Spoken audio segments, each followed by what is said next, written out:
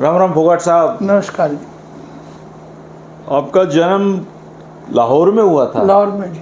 और एक नाटक है जिसका नाम है जिसने लाहौर नहीं देखा वो कुछ जन्मा ही नहीं नहीं। देखा, कोई नहीं कुछ नहीं देखा। कुछ नहीं देखा। तो आपका जन्म लाहौर में कैसे हुआ? वैसे तो बालोट गांव के हो आप। हाँ, मेरे बाबूजी की पोस्टिंग लाहौर की थी उन दिनों। अच्छा। और उन दिनों मेरे फादर पुलिस में ही नौकरी करते थे। अच्छा, तो उसमें तो लाहौरी ट्रेनिंग वगैरह होती थी, मेरे दादा बताते थे, वो भी पुलिस में हाँ थे। हाँ, उन दिनों सब कुछ लाहौर ही कैपिटल थी। अच्छा, लाहौर की क्या यादें हैं आपकी? मैं जब बहुत छोटा बच्चा था उन दोनों सुविधाएं बहुत कम थी। जैसे मेरी माँ मुझे बताया करती कि तू रोता था ना, तो हमारे घर के सामने एक नीम का पेड़ था, उसके नीचे तेरा पालना डाल देते थे और वो उसकी टेढ़ी जो हिलती थी ना, उन देख देख कर तू हंसता था। अच्छा। है तो उन दोनों कुदरत के जो नियम थे ना वही लागू होते थे सोसाइटी में ज़्यादा, और सब कुछ कुदरत ही थी। ना ज़्यादा पंखे थे ना बिजली थी, इस किस्म की सुविधाएं कम थी। तो आप फिर 1947 में तो दंगे हुए।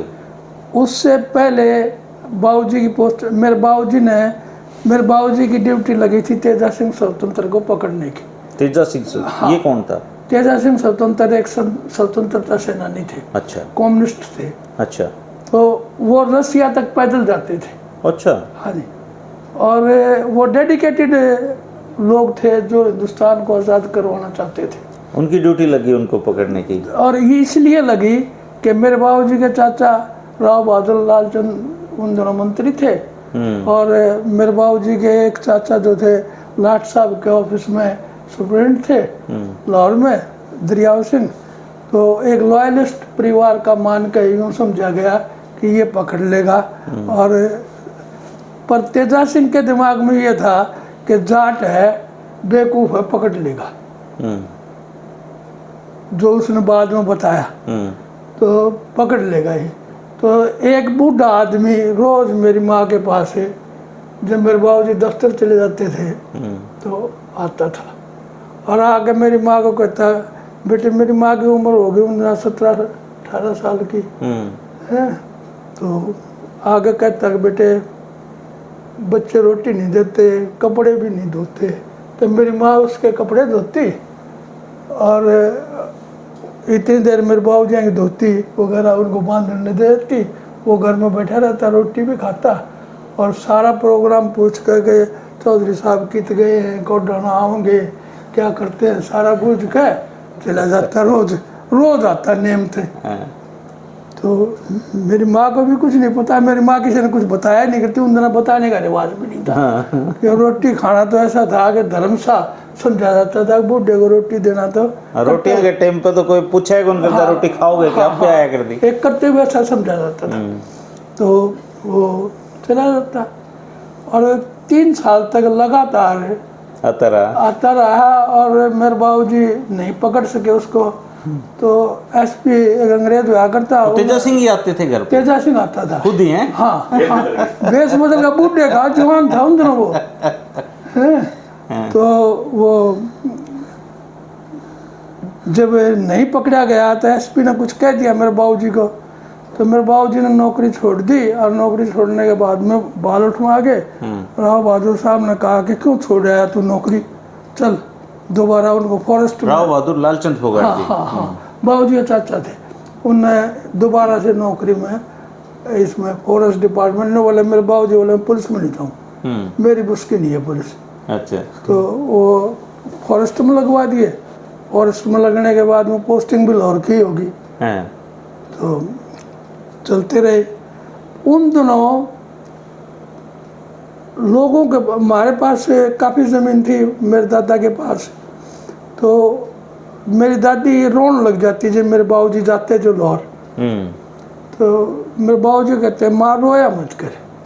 रोऊँ क्यों ना भाई, अरे 20 आदमी रोज़ रोटी खा है, तू इन रोटियाँ हमारे धक्के खाता अंडे है, दर्द तो होएगा। नौकरी की कोई ख़ास इम्पोर्टेंस नहीं थी लोगों के दिमाग में, कोई सर्विस के प्रति लगाव भी नहीं था लोगों में। तो ये यूँ समझा जाता था कि भाई ये धक्के खाते अंडे हैं, हैं वहीं। तो मेरे बाबूजी ने सोचा कि भाई यूँ करता हूँ, मेरे बाबूजी बोले माँ तेने लाहौर दिखा के लाऊंगा। तो दादा दादी दोनों वहाँ लाहौर ले गए। इन्होंने बोला मैंने रीफड़ के उसने मटर पनीर की सब्जी बनवाई। अच्छा। क्योंकि लाहौर में मटर पनीर की सब्जी बहुत इम्पोर्टेंट थी उन दिनों। हाँ। तो खाने के बाद में मेरे दादाजी बोले भाई पृथ्वी रेल रोहतक को डालने जाओगे। हाँ। तो मेरे बाबूजी बोले क्यों बाबू? न बोला अरे कमीने यार पार्टी और दूध के गले खा गए हैं। मारे डांगर नहीं खाते ही रहे। तू रिफल रहा चल अड़ते फॉरेस्ट डिपार्टमेंट की नौकरी छुटवा रहे। तेजा सिंह वाली रहेगी। तेजा सिंह वाली तो वो 3 साल तक जब लगातार नहीं पकड़ सके ना, उसके बाद में फॉरेस्ट डिपार्टमेंट ज्वाइन कर लिया तो लाहौर में फिर रहने लग गए। तो तेजा सिंह स्वतंत्र आया मेरे बाबूजी के दफ्तर जाने के बाद में, आके बोला मेरी माता ही अगर बेटे मैं पिछाना, क्योंकि उस टाइम वो जवानी के भेष में आया था जिस टाइम आया। बोला मैं तेजा सिंह स्वतंत्र। अच्छा। तेरे को रोटी खान नहीं आंदा सी, मैं कपड़े धोवान नहीं आंदा सी, पर मैं तेनों अपना बच्चा समझ के तेरे तो ये पूछना चाहता सी कि ये पृथ्वी सिंह किथे किथे जाता है की करता है। तो मुझे ये डर था कि जाट है पकड़ लेगा। तो मैं इसका सारा प्रोग्राम तेरे से पूछ कर जाता था।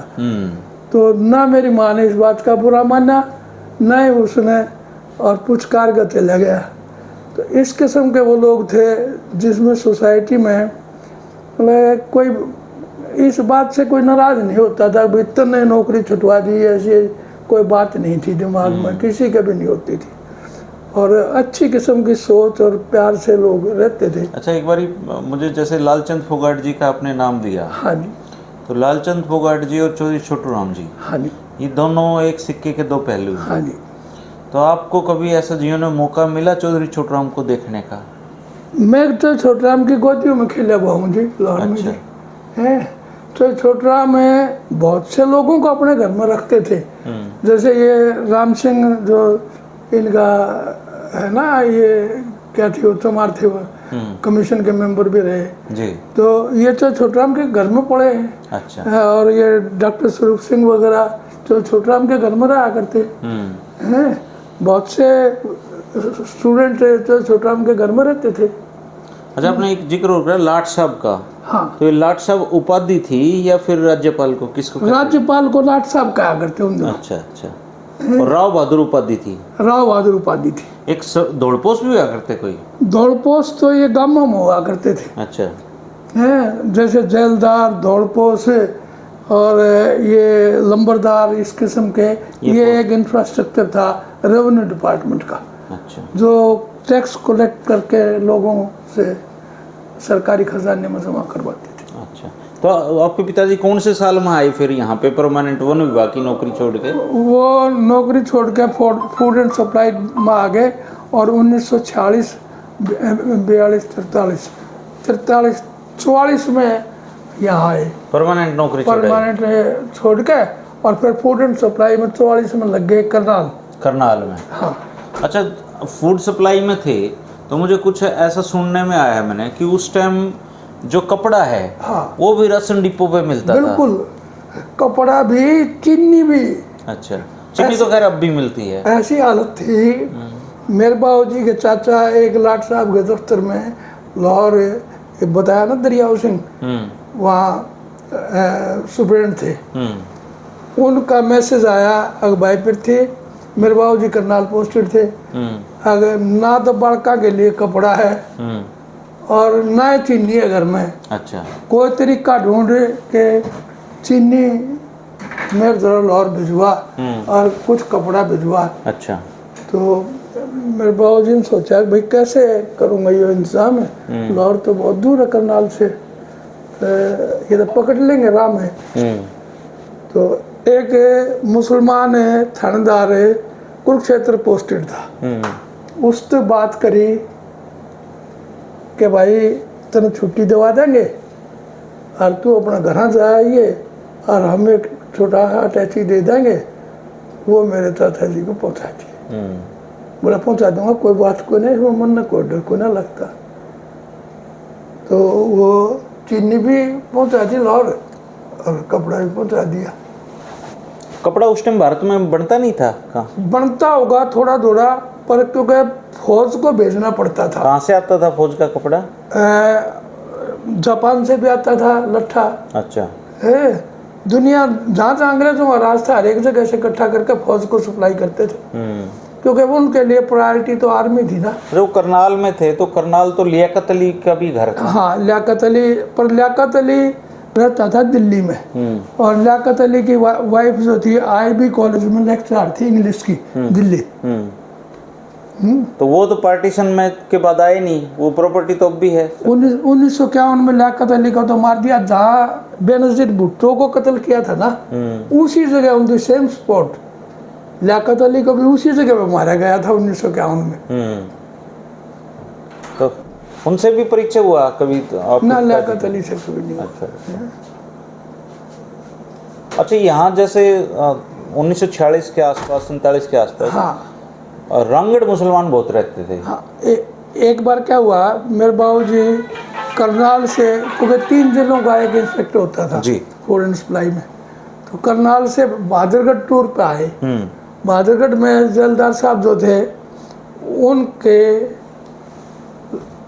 उनकी लड़की से मेरा चाचा, मेरे बाबूजी चचेरा भाई दलजीत, जो इंस्पेक्टर आ था फूड एंड उसमें एक्साइज एंड टैक्सेशन में, वो भी आया हुआ था बहादुरगढ़। और मेरे बाबूजी बहादुरगढ़ टूर पर गए हुए थे। वहाँ एक आया, आके बोला जी फलानी मुसलमान की छोरी ने सभी मौजूद आदमियों को अपने घर के सामने इकट्ठा होने के लिए बुलाया है। अच्छा। तो मेरे बाबूजी बोले भाई हम तो बाहर के नॉलेज कितने के भी हो, जो भी मौजूद है ना उससे हाथ जोड़ के प्रार्थना की है उस लड़की ने कि भाई एक बार जरूर आओ मेरे पास। तो बोले हम चले गए जलदार साहब को कहा, जलदार साहब ने भी कहा भाई आ जाओ, ये काफ़ी मौजूद परिवार है यहाँ का मुसलमानों का। तो चले गए, वहाँ खाट बिछा रखी थी गली में और सब बैठे, पहले भी बैठे थे, हम भी जाकर बैठ गए। तो एक लड़की आई जिसने बुर्का पहन रखा था, आके बोली भाई सब मेरे काका ताऊ, कोई मेरा भाई को बेटा को भतीजा है, मैं 90 साल की हो गई हूँ आज, तो मैं नहीं समझती कि अब मुझे इस बुर्के की ज़रूरत है, आज मैं बेपर्दा होना चाहती हूँ, तो तुम सब इजाज़त दो तो मैं बुर्का उतार कर रख दूँ और तुम्हारे से बात करना चाहती हूँ। सबने कहा कर बेटे कोई बात को ना। तो उसने बुर्का उतार दिया और बोली मैं अल्लाह की कसम खा के कहती हूँ कि इतनी ही पवित्र हूँ जितनी पैदा हुई थी, और मेरी शक्ल तुमने देख ली, मैं बद शक्ल थी इसलिए मेरा ब्याह नहीं हुआ। पर जितनी बार भी गांव में बारात आई, जितनी बार भी बटे हुए अपने बहुओं को लेने के लिए आए, छोरियों को लेने के लिए आए, जितनी बार भी कोई ऐसा ओकेजन हुआ, मेरे लिए बड़ी कठिन समय था, वो बड़ी मुश्किल से वो दिन बिताए हैं। इसलिए मैंने आज सबको हाथ जोड़ कर बुलाया, या काका हो, मेरे ताऊ हो, भाई हो, सब मेरे कुछ न कुछ लगते हो। तो मैं कहूँगी भाई चाहे किसी या छोरी हो, चाहे लंगड़े का लुल्ले का किसी का ब्याह देना, ब्याह जरूर देना, घर में छोरी मत रखना है, ये मेरी प्रार्थना। आज मेरा नहीं मेरा, मैं काल मरूँ आज मरूँ। तो ये हमारे रिश्ते थे, ना उसने मुसलमान समझा है, सबको काका था वो है। अच्छा एक मैसेज ऐसा होता था, नाई का उन दोनों मैसेज देने जाता था, और नाई का एक स्टेटस होता था, तकरीबन वो घोड़ी वगैरह रखते थे। तो वो मतलब उसको यूँ नहीं था वो एक बैकवर्ड क्लास है या इस किस्म की कोई फीलिंग लोगों में नहीं थी। नाई के मैसेज को मतलब ऐसा समझा जाता था, ये पक्का मैसेज है, और उसको कंप्लाई किया जाता था। नाई तो रिश्ते भी कराया करता। हाँ मतलब वो उस जमाने की सोसाइटी में एक डेकोरम था।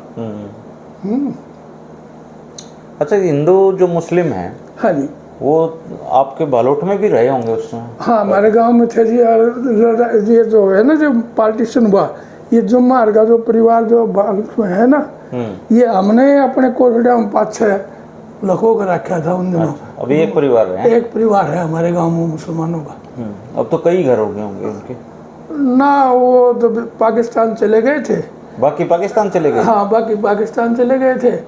एक तेली हुआ करता है, वह तेलन भी चली गई थी, और ये जुमार थे, 1-2 और होगा।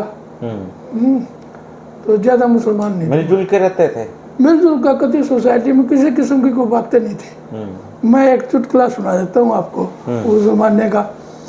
एक जाटवा गांव था, उसमें एक का परिवार मुसलमान नगर रहता था। उनकी छोरी कल्लो जो थी, वो ऐसे गांव में ब्याही गई जिस गांव में सारे मुसलमान थे। तो कल्लो का बटे जो दूसर का रिवाज यही थे, जो जाटों के रिवाज थे। दूसर को बचपन में छोटी का ब्याह हो जाता था, जो सुवासन होती थी जो लेने आया करती। तो दूसर को जो उन्हें लेना आया, तो वो कल्लो के बटे का गांव के कुएं का दौरा आ गए, और नमाज का टाइम हो गया। तो वो फटका बिछा गए और नमाज पढ़ने लग गया। तो क्योंकि वो टोपी पहना करता, गांव की छोरी और बहू जो पानी भरे थी कुएं पे, उनने देखा कि वो तो कल्लो का बटे हुआ है। तो वो बाजी गई, ताई ताई ताई, कल्लो के बटे हुए कहे पेट में दर्द हो गया, रोड़े कुएं का दौरा देड़ पड़ने लग रहा। तो वो ताई बाजी आई, उन्हें आगे देखा, इतने उसने नमाज पढ़ लिया। तो वो बोली कि ना मेरे तेरा क्या होया था? बोला मेरा कुछ ना हुआ माँ जी। मन ने देखा तुम्हारा देड़ पड़े था। तो वो बोले इधर नमाज पढ़ना होता है। नमाज क्या हो है? बोला ये अल्लाह ताला का शुक्र गुजार करना पड़ता है, उसका खौफ होता है, उसका डर होता है, उससे प्रार्थना करते हैं कि भाई हमें अच्छा जीवन दे। बोला रे कित फंस गया है, इस गांव में अरे कोई अल्लाह ताला को ना ठाट रही है। ये जगह क्यों फंस रहा तो डरो। तो ऐसे लोग थे जी।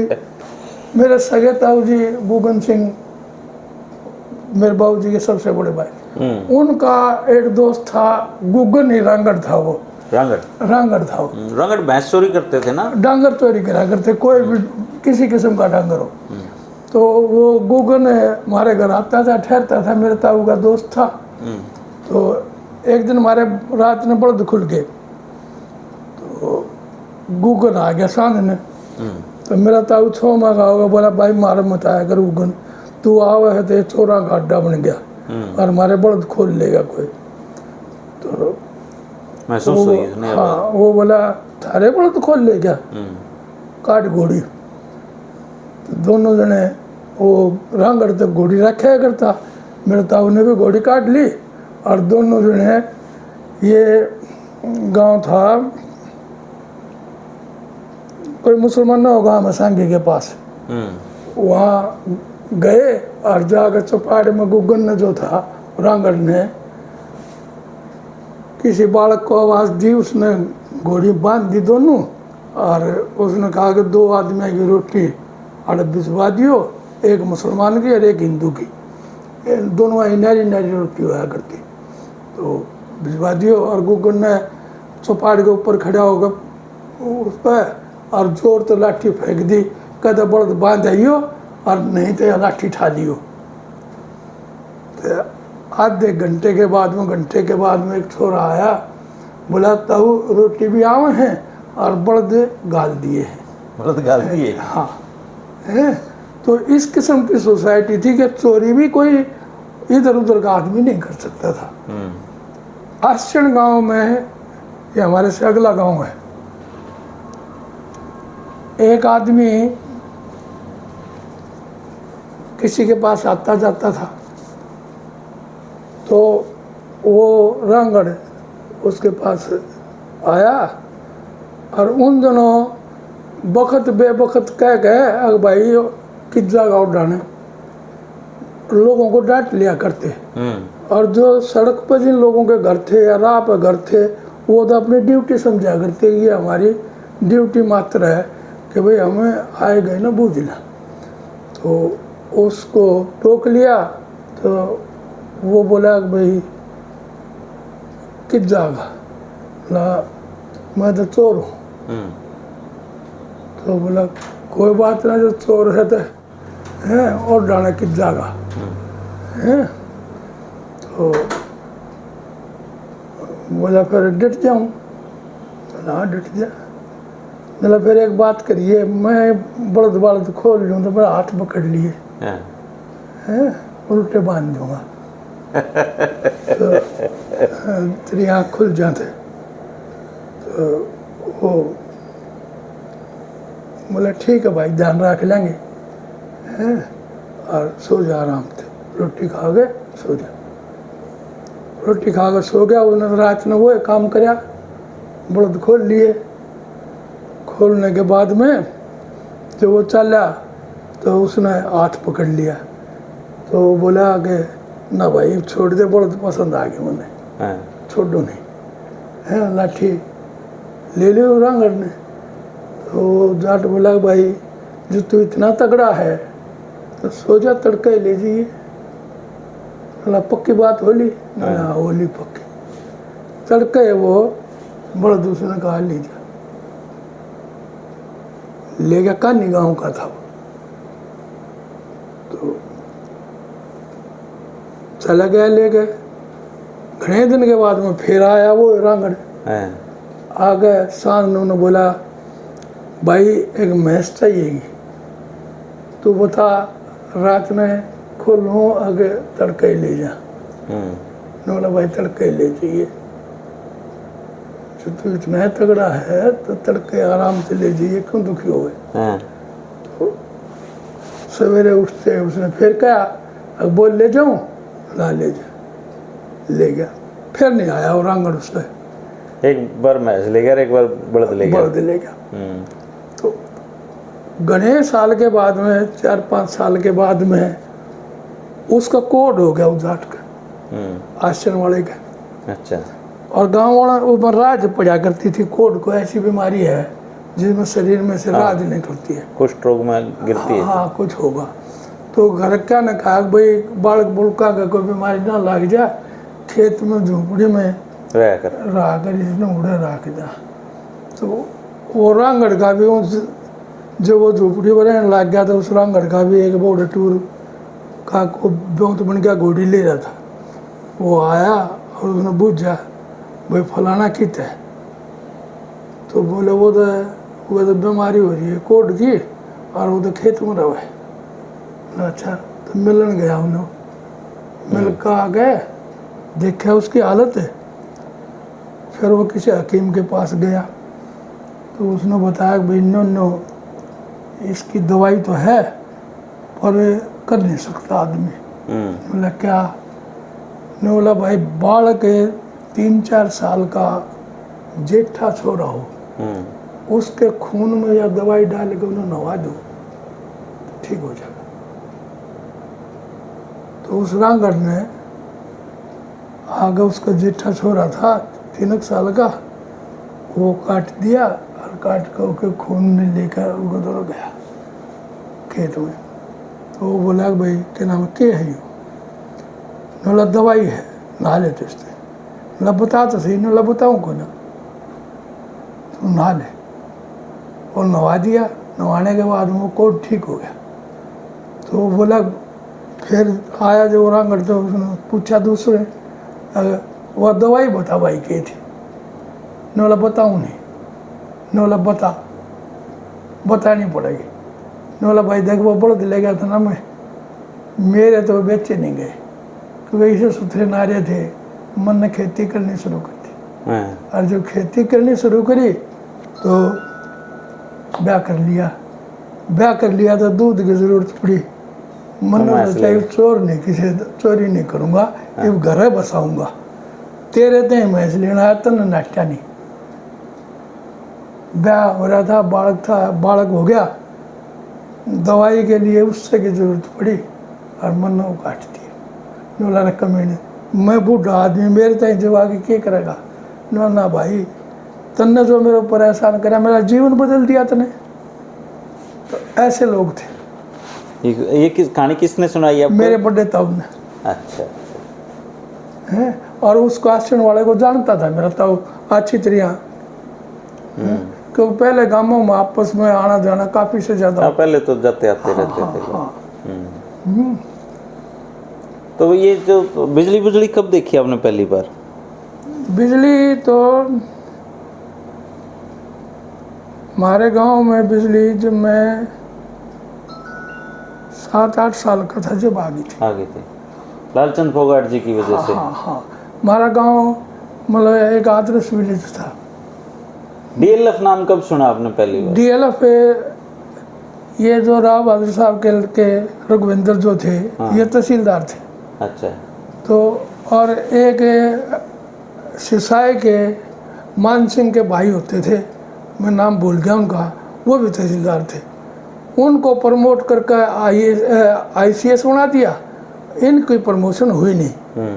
तो इन्होंने कहा कि भाई मेरी प्रमोशन क्यों नहीं की? न बोले भाई वैकेंसी नहीं थी, ये नहीं था, वो नहीं था, को बहाना बना दिया गवर्नमेंट ने।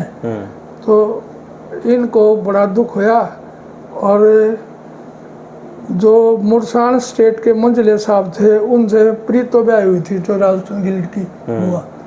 तो उन मंजले साहब से मिलके इन्होंने दिल्ली में ये land finance, Delhi land finance नाम की एक कंपनी, सेठ मोती सिंह होता था, जो कंधारी का था, कंधार बादरगढ़ के पास गांव है ना, ऐसा ही नाम है कानोदा ना। अच्छा। वो he was known as a silver king of India. अच्छा। उसको सिल्वर किंग के नाम से, मोतीलाल जी को, हाँ, सिल्वर किंग के नाम से जाना जाता था। उसके मार्केट में एंट्री से ही चांदी के भाव बदल जाते थे। उसको चांदी के व्यापार में टूटा हो गया, और उसकी थी या DLF, और उसने इनको बेच दी, और ये DLF रघुवेंद्र ने ले ली। हाँ, तो बहुत बड़ी फर्म है। हाँ, इसके 3 थे, एक तो ये सरदार हरि सिंह इसके डाबड़े वाले, और वो क्या नाम है मंजले साहब, और रघुवेंद्र। 3 पार्टनर थे। हाँ, 3 पार्टनर। फिर रघुवेंद्रा का 2 लड़कियाँ आई थी, तो KP सिंह है, और एक सरदार नवाब सिंह की ब्याह हुई थी।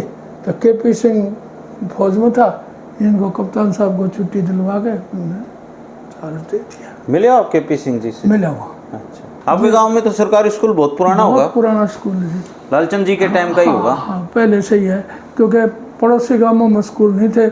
आश्रम में, कंसाले में, इन गांवों में स्कूल नहीं थे, हमारे गांव में पढ़ना है जी। मेरी 2री-3री जमात तक तो बालठ में है। अच्छा। और उसके बाद में फिर मौलाना बाबूजी जहाँ पोस्टिंग होती रही, बाहर पढ़े हो आप? लाहौर भी पढ़े हो ना? लाहौर तो पहले क्या होते थे कि घर में ये जो थी, जैसे अब मैं, जैसे मेरी काकी ताई वगैरह है जो है ना, वो नो नहीं ठीक, वो मेरे बाबूजी के लिए उससे उनका कोई रिश्ता नहीं था। जैसे मेरी माँ तगड़ी थी, तो लामड़ी के दिन आए थे, भाई विद्यान छोड़ दिए, और तूने करिए छोटे की बहू नहीं ले जाइए, रोटी पो दिया करेगी। हैं, तो पारिवारिक ऐसे संबंध होते थे किसी किस्म के। मेरी माँ की डेथ हुई 14 नवंबर 2008 को। तो मैं उन दिनों 1999 में रिटायर हो गया था, वकालत करता था।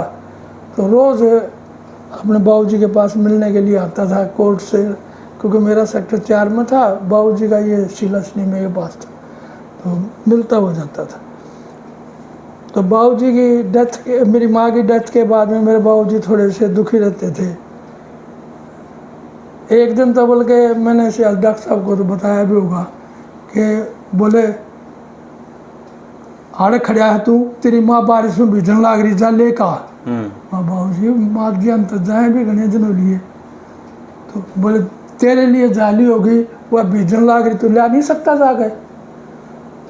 तो इस किस्म की अटैचमेंट थी। अटैचमेंट, हाँ।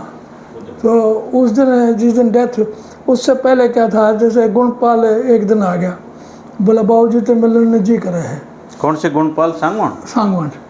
तो मैं बोला यार बाबूजी तो 6 माह आ हैं, मैंने नो कह दिया बाबूजी लिविंग सर्टिफिकेट के दस्तखत करके दे दो, मैं दफ्तर में दे दूंगा पेंशन।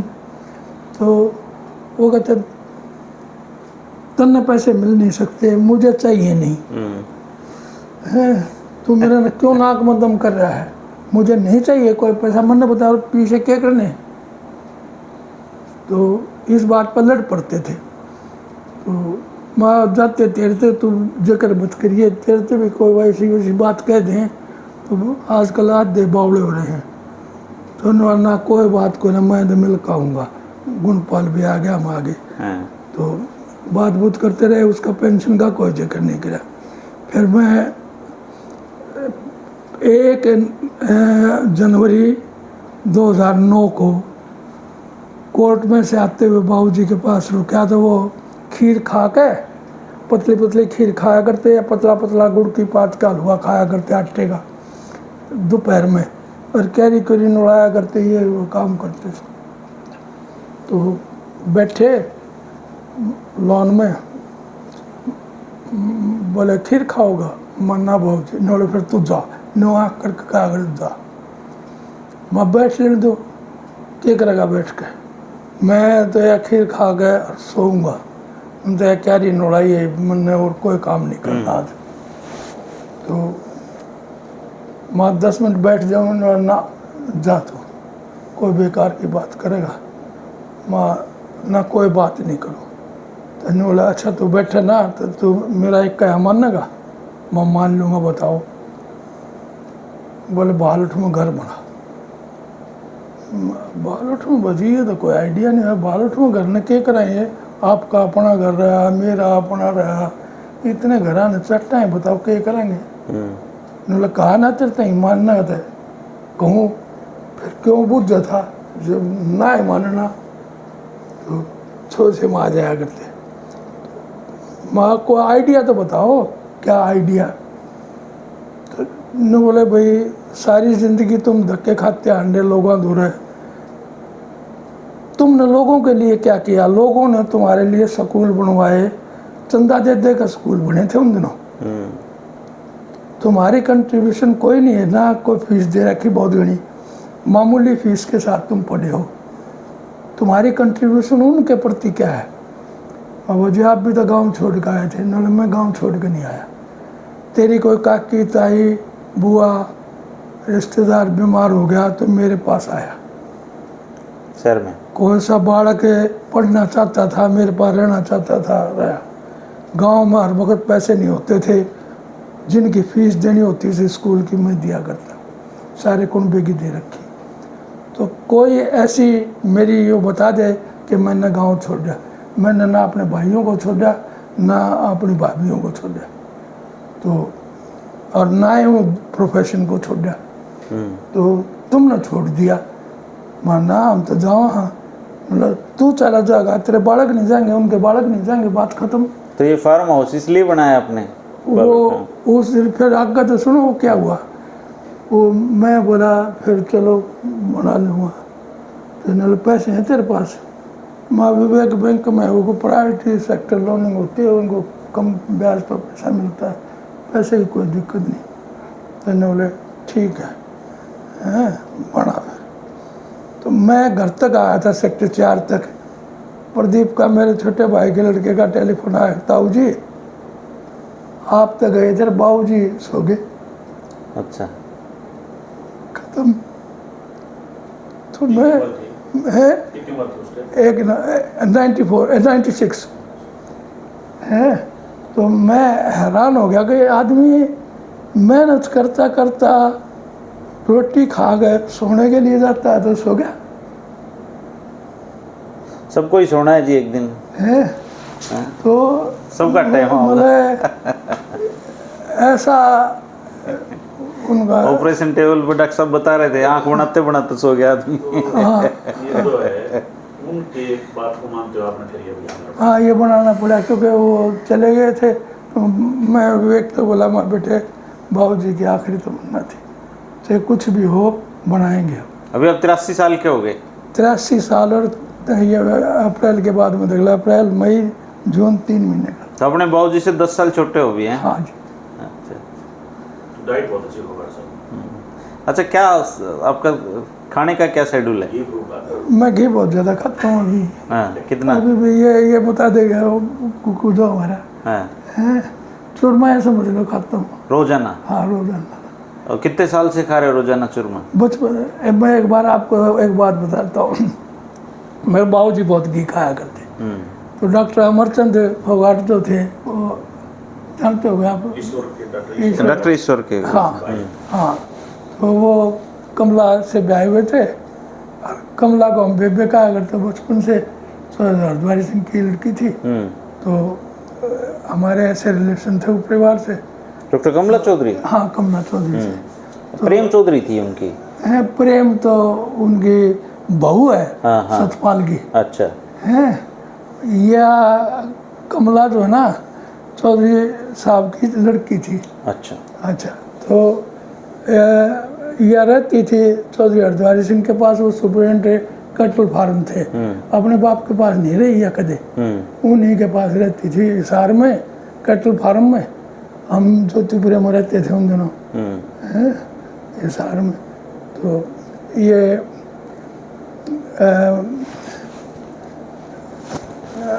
क्या बताऊँ था? मिलने के जंगल चीज है, घी कम खा रहे हो। घी? हाँ हाँ। तो डॉक्टर अमरचंद फोगाट बोले, चाचा जी यूँ कि आप इतना घी खाते हो इस उम्र में? तो मेरे बाबूजी बोले, भाई फिर क्या करूँ? तो बोले घी तक कम खाया करो। न बोलो भाई बगैर घी के तो रोटी नहीं खाई जाती। तो फिर वो बोले ना ये तो गलत है। बोला चलो छोड़ दूंगा, फिर कदे नहीं मरूंगा। मरो तक है। बोला फिर भूखा भी क्यों मारे भाई? जो मरना जरूरी है। हमने पिताजी से सीखा घी खाना है। हाँ, ये है। मीठा भी ज़्यादा खाता हूँ अभी भी। ठीक है, आपका सिस्टम ठीक ये काम आपके शामी हो, तो कोई बीमारी कोई बीमारी नहीं। डॉक्टर के नहीं जाते आप? ना, ये डॉक्टर साहब को बस डॉक्टर तो यार आपके। ठीक है फोगाट साहब, धन्यवाद, आपने नहीं, बढ़िया बात बताई। वीरेंद्र सिंह जी। वीरेंद्र फोगाट जी हमारे साथ थे। 83 साल इनकी उम्र है। भालोट गांव में बढ़िया फार्म हाउस बना के रहते हैं, और जैसे कहते हैं ना, वो मौज ले रहे हैं। बिल्कुल हर चीज़ की मौज है इनके पास। दोस्तों की मौज, पैसे की मौज, बच्चों की मौज, खेती की मौज, कोठी की मौज, सारी मौज इनके पास। और मेरे वाले चूरमे की मौज हैं। अपना एक शौक मिलता है फोगाट साहब, चूरमे का। चूरमा मैं भी जो था ना, चूरमे का शौकीन इतना ही हूँ। पता क्या है जी? ये जो छोटे छोटे थे ना, दोपहर में रोटी नहीं बनती थी। मेरी माँ सवेरे रोटी पो देती थी, और गाय या भैंस, मतलब रोहतक भी, भालुट भी, सब जगह भैंसें होती थी, गायें होती थी घर में। तो जब स्कूल से आते तो रोटी ली, और ना मेसी रोटी घर में बनती थी, ऐसी नहीं बना करती एक लिगी वहाँ की, मेसी ज़रूरी होती थी। तो वो मक्खन उसके ऊपर लाया और मुरौड़ी और खाली नो। तो ये बचपन से आदत है। पड़ रही है जी, अच्छा खाया करते ना, इसलिए लंबा भी जीते थे लोग। हाँ हाँ। डालडा डुलडा आने के बाद खराबी आई है। डालडे का तो मेरी माँ एक बात बताती है, जब डालडा बिकने के लिए आया ना लाहौर में, तो 2 चीज़ें आई थी लाहौर में। एक तो चाय आई थी, और एक ये डालडा आया था। अच्छा। तो मेरे सन तो वो याद नहीं, तो लुक के पूछ कर जाया करते हैं, अगर तेल है ईसा बढ़िया घी जैसा, अच्छा। कहो तो ले जाए एक डिब्बा, तो लुक के दे कर जाया करते। और चाय भी सुबह सुबह पूछ कर जाती थी वो लिप्टन कंपनी वाले कि आपको मिल्टन की?